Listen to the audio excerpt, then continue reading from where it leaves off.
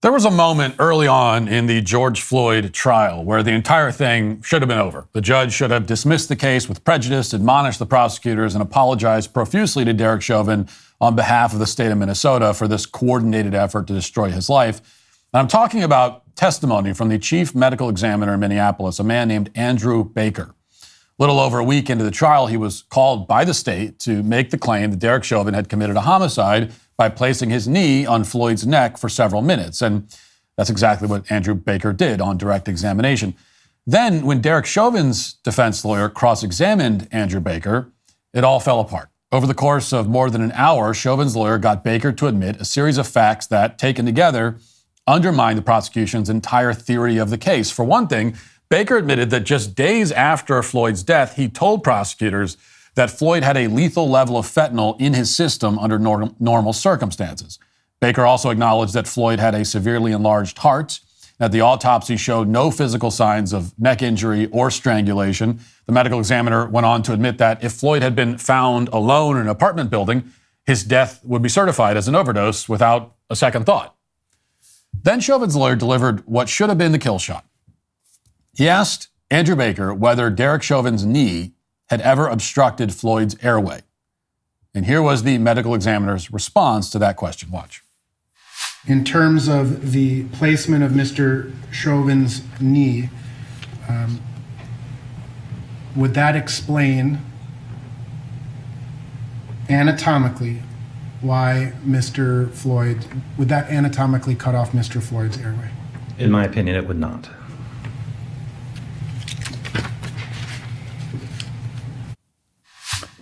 Well, that seems relevant. I mean, in fact, it seems like the whole thing. It's the whole case. The entire narrative surrounding the death of George Floyd up to this point was that Chauvin's knee blocked Floyd's airway.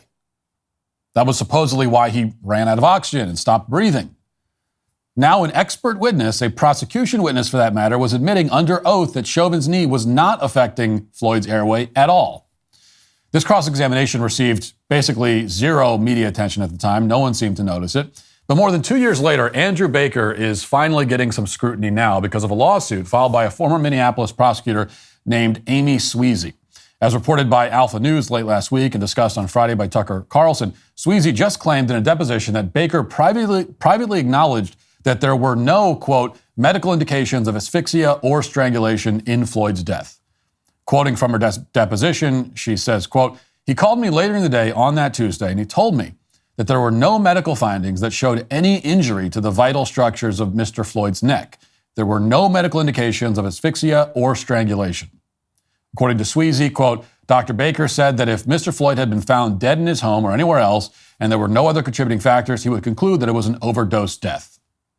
For that reason, Sweezy said in her new deposition that Baker seemingly suggested to his colleagues that they needed to lie about Floyd's death due to public pressure. Quoting again from the deposition, quote, "He said to me, 'Amy, what happens when the actual evidence doesn't match up with the public narrative that everyone's already decided on?' And then he said, 'This is the kind of case that ends careers.'"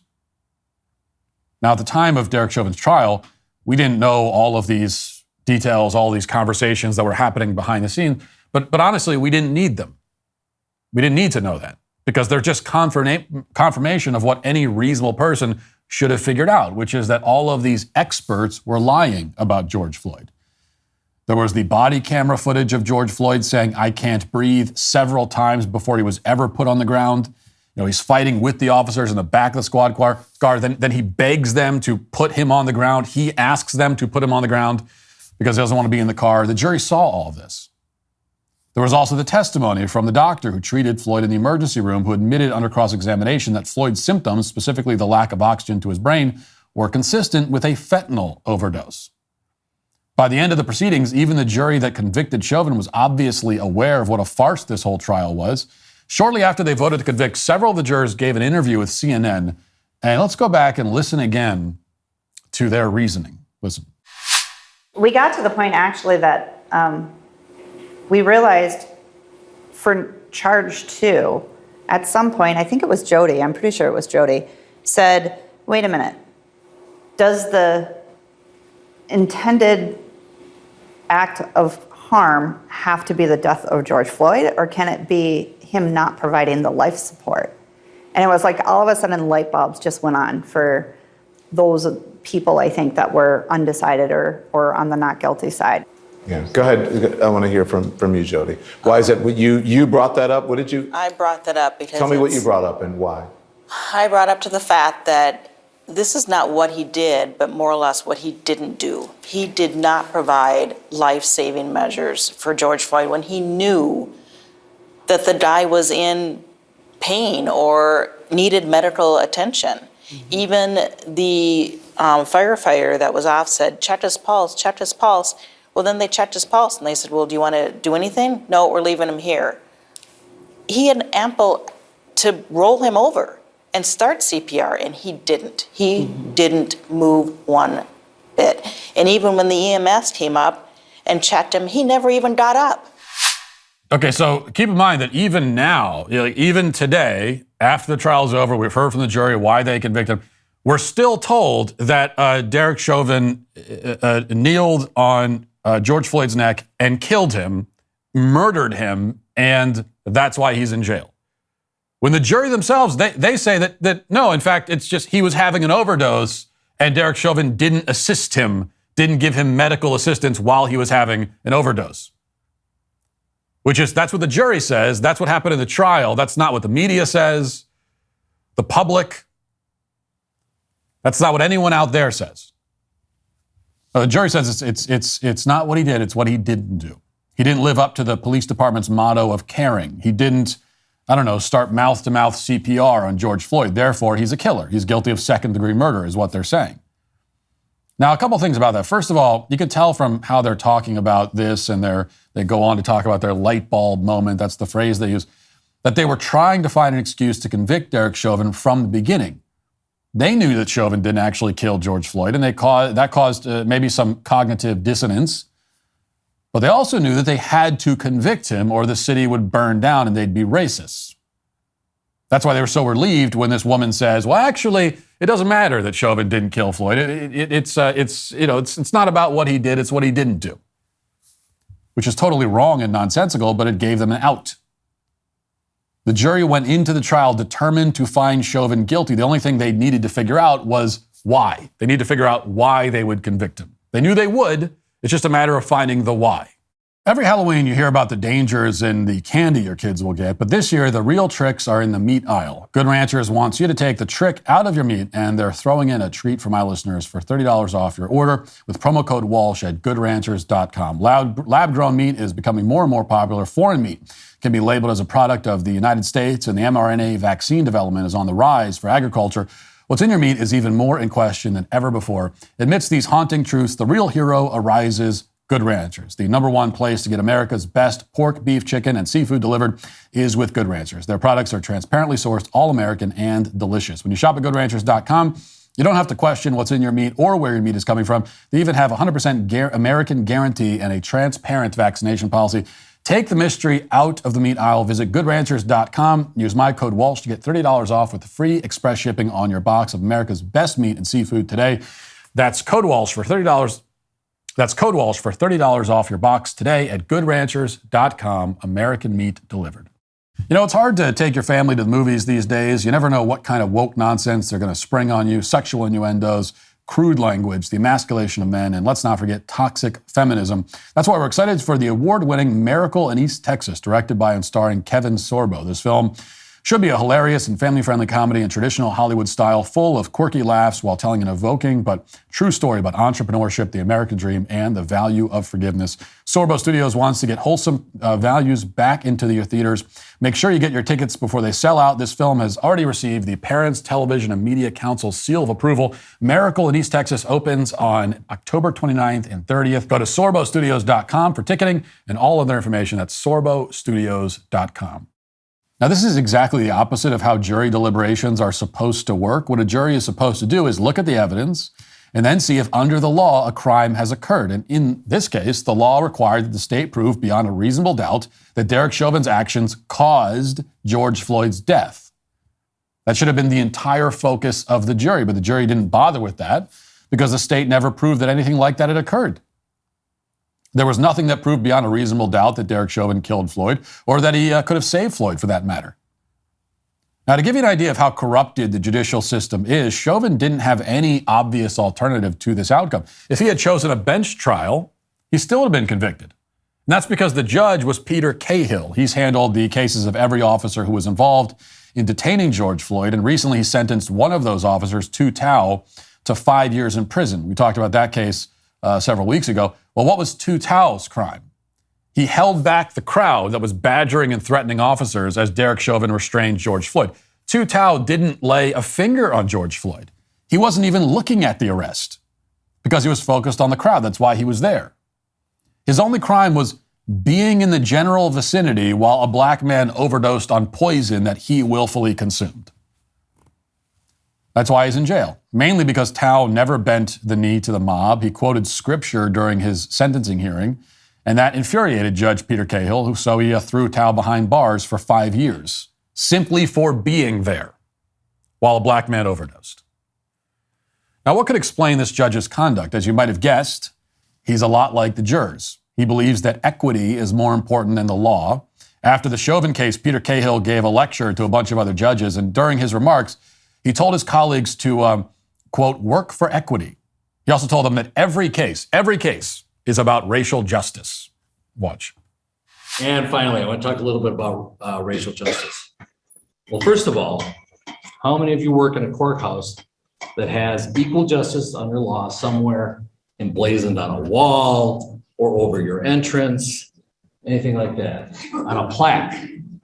Okay. It's very common if you see, even the U.S. Supreme Court above the entrance, equal justice under law. I think one of the things we have to do, and this is probably the more serious part of this lecture, we have to acknowledge that equal justice under law stated on top of the entrance to the building is more a goal than it is an accomplishment. I think we're getting better, but we are a far cry from being able to say we've done it and rest on our laurels.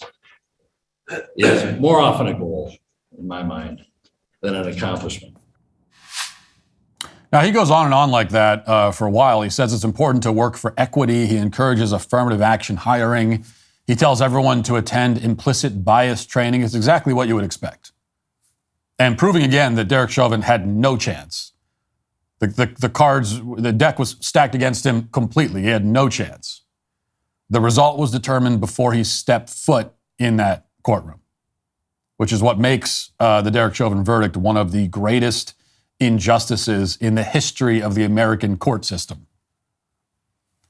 Now, a few moments ago, I mentioned revelations in the legal complaint by former Minneapolis prosecutor Amy Sweezy. There were some other revelations related to these lawsuits, and one of them, according to Alpha News, is that multiple employees of the Hennepin County Attorney's Office withdrew from the prosecutions of the other three officers besides Chauvin who were on the scene that day. And these prosecutors believed that charging these other officers violated their professional and ethical obligations. But this judge, Peter Cahill, had no problem sentencing these officers to lengthy prison sentences, even though three of the people in the prosecutor's office didn't want to have anything to do with it. It violated their oath of office to be involved. Peter Cahill didn't have any compunction about it. He smirked while he was handing down their prison sentences, in fact. Again, if you've been following the Floyd case for a long time, none of these revelations are especially surprising to you. It's been obvious from the beginning that Derek Chauvin was a sacrificial lamb being offered up to atone for the supposed sins of an entire race. And now we have overwhelming evidence of that, and a lot of people, conservatives anyway, are coming out and saying so. But speaking of conservatives, one of the things that's so important about all this new information is that it underscores the cowardly and shameful silence of many conservatives when this trial was occurring and before it occurred. Many right-wing politicians and activists didn't really stand up in defense of Derek Chauvin. In fact, many Republican politicians and outlets explicitly accepted the narrative that George Floyd had been murdered. You know, we don't have to go through all the examples, but you can go back to May and June 2020, and you may be surprised by what some of your favorite conservatives were saying back then about this case. All along, it was an obvious scam. And the con artists behind it are now rubbing it in our faces. Patrisse Cullors, one of the founders of BLM, is, for example, now embarking on a new career as a nude modern artist. She's transitioned from one absurd form of performance art to another, somehow even more grotesque form. This is the Hunter Biden approach, except instead of finger painting, Patrisse Cullors is taking off all her clothing and making tapestries with gold and, quote, vintage mudcloth from Mali. Just like Hunter Biden, the point of this new effort is to hide her own corruption. As The Independent reports, quote, Cullors is leaning into her art these days, gaining sustenance and perspective from it. She speaks of it as not just a vocation, but a means of salvation. At one point, the impact of accusations of financial mismanagement at BLM, from which she resigned in 2021, wounded her so deeply, her mental health was imperiled and she felt her very life was in danger, she says. What has ultimately saved her more than once, she feels, is her art. Now, there are pictures, by the way, of her nude performance art, but I will spare you those. And a lot of people reacted to this news with surprise, as if it's somehow shocking that a grifter would find a new grift, but it's the most natural thing in the world. And at this point, it takes no great strength to mock Patrisse Cullors as a scam artist, just like it takes no courage to admit at this point that Derek Chauvin did not kill George Floyd. The time to really point all this out, for conservatives to point all this out, was 2 or 3 years ago when it mattered. That was the time to organize mass demonstrations in support of the rule of law, to apply maximum political pressure on the corrupt prosecutors in Minnesota. It was the time for Republican politicians to speak up forcefully about this travesty of justice that's occurring, where they're going to throw an innocent man in prison because he's white. That's the only reason Derek Chauvin's in jail right now, is because he's a white guy. But none of that happened. And now, barring a miraculous Supreme Court appeal, Derek Chauvin will spend decades in prison. Cities burned, innocent people like David Dorn died for no reason. And Patrisse Cullors and her ilk have inspired a generation of race hustlers to rise up and seize power in virtually every major corporation and university in this country. All this happened because a lot of people lacked the courage to say what they knew was right. Even those prosecutors in the Minneapolis DA's office who refused to work on some of these George Floyd cases because they saw what a sham it was, well, they kept their opinions private at the time. I mean, we're only finding out about it now.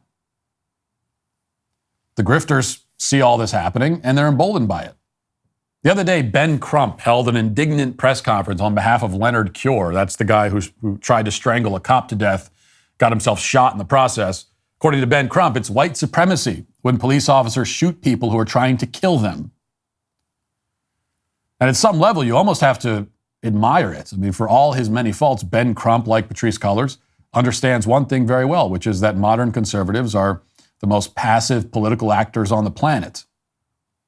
For decades, universities have been slowly transforming into cesspools of anti-white racism and anti-truth insanity. And many conservatives only went to war against these universities a couple of weeks ago after Hamas's attack on Israeli civilians, followed by massive demonstrations on college campuses on behalf of the terrorists. It was shocking to Nikki Haley, for example, and she's now suggesting that some of these universities should lose federal funding. And so are some other candidates. You know, she waited for the safest possible moment to go after the universities, and this is the tried and true Republican strategy. And yes, we should go after them. It'd be a good place to start, even if it's an extraordinarily delayed response, but it's not nearly enough. You know, it should be the default response going forward to any corporation or school that discriminates against any religious belief or nationality or skin color. And if the GOP takes this seriously, you'll see a lot less open support for terrorism on college campuses.